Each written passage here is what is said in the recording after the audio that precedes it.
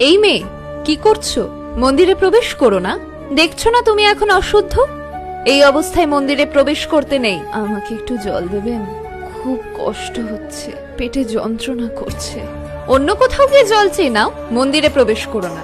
তোমার শরীর এখন শুদ্ধ নয়, অপবিত্র। এসব কি বলছে?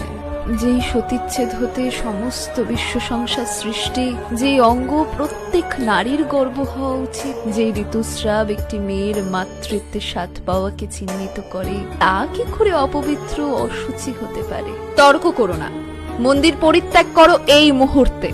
তাহলে তো এই মন্দিরে যেই দেবী মায়ের প্রতিষ্ঠান, তিনিও অপবিত্র। সেই মায়েরও তো ঋতুস্রাব হয়, তিনিও কি তার নিজের মন্দির ত্যাগ করবেন? এসব কি বলছো তুমি? বিশ্বাস না হলে আপনি নিজে গিয়ে দেখুন।